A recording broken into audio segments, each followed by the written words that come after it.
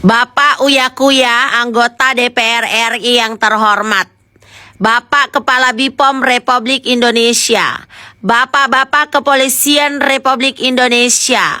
Sebelum kulanjutkan cerita pengalamanku sebagai konsumen yang sudah pernah melaporkan hal yang menimpa pada diriku tapi tidak ada ending kecuali izin edar dari skincare owner tersebut dicabut tanpa sanksi sosial dan tanpa kejadian yang kuinginkan dan kuharapkan, saya terlebih dahulu ingin memberitahukan informasi yang sangat penting.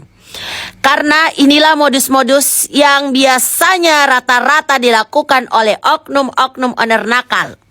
Modus yang pertama, mereka akan mendaftarkan produk mereka ke pabrik untuk notifikasi NA-nya.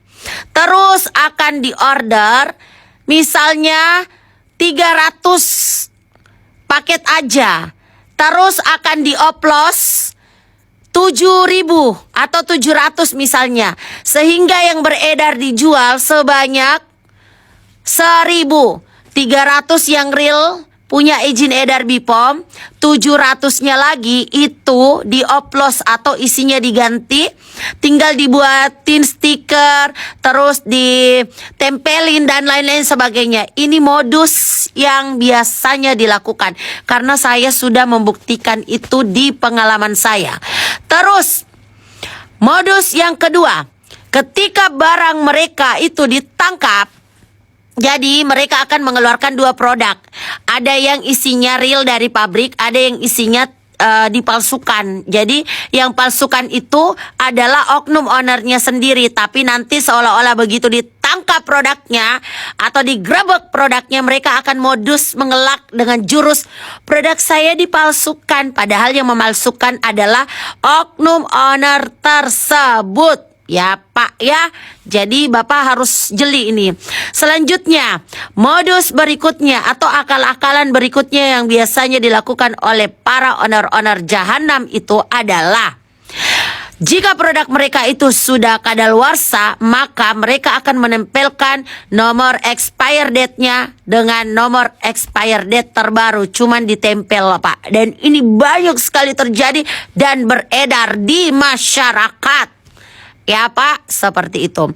Selanjutnya, modus berikutnya, mereka akan melakukan kerjasama pembelian bahan baku dengan oknum-oknum. Karena di daerah Pak banyak upeti-upeti yang dibayarkan agar apa? Agar lancar dan mulus peredaran dari skincare nakal ini Pak. Banyak seperti itu Pak. Karena oknum-oknum, pundak aku sakit Pak, itu udah menjadikan owner-owner sebagai mesin ATM. Jadi seperti itu Pak. Jadi kalau ada yang terci, biasanya pada selesai di tempat Pak, nggak ada yang sampai ke proses AIU babi bu bebo. Jadi kayak gitu ya kan Pak. Silahkan dicek dan dicari tahu kebenarannya seperti apa di lapangan. Terus berikutnya, modus yang akan dilakukan oleh oknum owner Pak, kalau udah keciduk, dia akan mengaku bahwa ini persaingan bisnis. Mereka sengaja dijatuhkan karena yang melaporkan atau yang speak up ini adalah pedagang skincare. Itu kan yang terjadi sekarang. Itu Pak udah 2 tahun lalu aku lewatin Pak. Aku dulu digituin, jadi tahu banget cara-cara oknum owner nakal Pak. Emang kayak gitu modusannya. Aku dijatuhkan, abis itu nanti berkedoklah, saya ini UMKM, punya banyak pegawai, biar para pemerintah, para institusi dan instansi itu kasihan. Terus memberikan kesempatan agar si oknum ownernya ini cuma dikasih surat pernyataan dan ditandatangani untuk agar supaya dia tidak melakukannya lagi. Padahal mereka tetap melakukannya. Terus apa yang akan mereka lakukan berikutnya? Mereka akan membersihkan semua gudang-gudang mereka Pak. Jadi mereka akan ngulur-ngulur itu, terus akan menyembunyikan semua produk-produknya di grup WhatsApp. Mereka akan menyuruh semua reseller-resellernya untuk jangan dulu dijual, tunggu sampai aman. Kita tunggu petunjuk dari backlingan kita. Kayak gitu. Jadi mereka ini punya backlingan, Pak. Ada sabun backlinnya gitu loh. Nah, jadi begitu cara-cara mereka. Jadi mereka ini memang sudah sangat-sangat terapi, karena ini tidak dilakukan sendiri, Pak. Dilakukan dengan berbagai orang-orang yang bisa untuk membantu mereka memuluskan jalan lantai itu dengan sangat bersih dan mulus, celing. Seperti itu.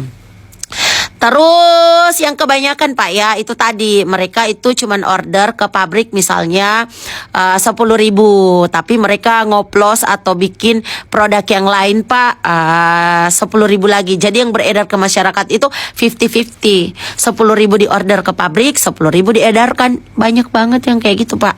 Makanya sekarang itu banyak modus-modus yang dilakukan oleh oknum owner-owner nakal.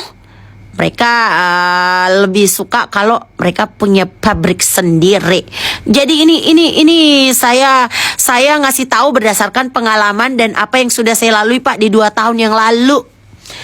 Terus berikutnya mereka akan menggunakan para orang-orang berpengaruh atau influencer berpengaruh untuk membantu speak up, seolah-olah kalau ada yang speak up keburukan dia, akan ada influencer yang akan membela bahwa dia nggak gitu. Jadi kalau istilah di dunia tok-tok mah itu buzzer namanya, kayak gitu, Pak. Terus apa lagi ya, kalau mau bertanya-tanya, karena sepertinya aku lupa nih sebagian, boleh DM, nanti aku kasih tahu semuanya ya. Jadi, Pak, semoga ini bisa dituntaskan setuntas-tuntas mungkin. Dan jangan pernah percaya dengan modus menjual kesedihan, terus menjual aku tidak seperti itu, aku punya pegawai banyak yang harus aku hidupi. Kalau saya tidak dikasih kesempatan, mereka semua ini nanti jadi makan apa? Piringku pecah dan rusak. Jangan percaya modus kayak gitu, karena mereka itu tidak bisa dikasih kesempatan. Ya, soalnya apa? Mereka sudah membodohi banyak masyarakat. Kecuali kalian berpihak kepada orang-orang yang punya, ya terserah. Yang jelas aku udah menyampaikan hal-hal yang aku ketahui. Kalau mau bertanya-tanya lagi, aku bisa bantu. Semuanya aku bisa bantu. Semuanya aku tahu. Mulai dari modal mereka menjual dan keuntungan. Makanya banyak yang cepat kaya kan. Karena modal ngejual produk-produk berbahaya itu ada kiloan, Pak. Dibeli emberan, Pak, apa sih drum-drum gitu. Harganya modalnya cuma 1 jutaan, 2 jutaan, 3 jutaan. Keuntungannya tahu Bapak berapa? Ratusan jeti, Pak. Karena skincare yang mengandung bahan-bahan berbahaya itu dijual mahal. Dijual 100.000 aja, Pak, per paket. Itu bisa ngasilin keuntungan ratusan juta. Padahal modal mereka itu cuma 1 jutaan.